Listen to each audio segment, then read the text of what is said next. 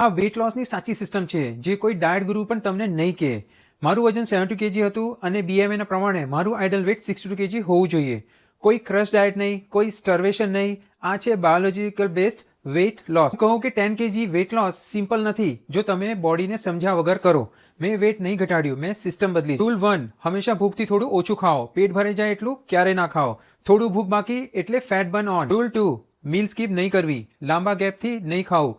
જ્યારે બહુ ભૂખ લાગે છે ત્યારે આપણે ઓવર ઇટિંગ કરીએ છીએ, જંક કર્વિંગ આવે છે, વેટ વધે એનાથી. રૂલ 3, દરેક મીલમાં 50 ગ્રામ પ્રોટીન એડ કરો, 200 ગ્રામ વેજીટેબલ એમાં એડ કરો. 1 મહિના સિન્સિયરલી ફોલો કરો, રિઝલ્ટ બોડી એની મેતે બતાવશે. રૂલ 4, આ રૂલ સિમ્પલ નથી, આ ગેમ ચેન્જર છે. દરેક મીલથી 30 મિનિટ પહેલા 1 ગ્લાસ લુકમીન વોટર. હવે હાઈપ પાર્ટ સાંભળો. આ પાણી સાથે એક બેલેન્સ સ્ટ્રેચર સાથે લો. સમજો કે તમારી બોડીનું એન્જિન સ્ટાર્ટ થઈ ગયું છે. Balance is equal to insulin control. Engine smooth ચાલે છે તો ફેટ નેચરલી બર્ન થાય.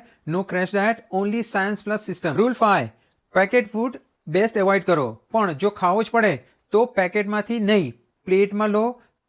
પોર્શન કંટ્રોલ ઓટોમેટિક થાય છે. રૂલ 6, દરેક મીલ પછી 10 થી 15 મિનિટ વોક કરો અને જો દિવસ દરમિયાન 10 થી 12,000 સ્ટેપ્સ થઈ જાય તો ફેટ પાસે ચાન્સ નથી. રૂલ 7, 20 થી 30 મિનિટ લો, ધીમે ખાઓ તો નેચરલી ઓછું ખવાશે. બોનસ ટિપ્સ, મીલ પહેલા એક મોટી પ્લેટ સલાડ ખાઓ. રૂલ 8, આ વિચારો બદલો. આજે જેટલું મળે છે ખાઈ લો, કાલે કોણે જોયું છે, પણ આ વિચાર ખોટું છે. હું પણ આવું જ વિચારતો હતો અને વેટ વધારી દીધું. રૂલ 9, સ્ટ્રેસને ફૂડ સાથે જોડશો નહીં. સ્ટ્રેસ રહેશે જ પણ કમ્ફર્ટ ફૂડ શોધતા રહેશો તો વેટ લોસ ક્યારેય નહીં થાય. રૂલ 10, સવારે ઉઠવાની સાથે ડિસાઇડ કરો આજે શું ખાવું અને કેટલું ખાવું.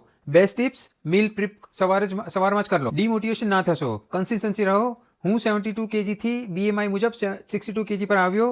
તમે પણ આવી શકશો. જો તમે પણ weight loss, belly fat, insulin control, natural system શીખવા માંગતા હો તો કોમેન્ટમાં વેટ લખો અથવા ડાયરેક્ટ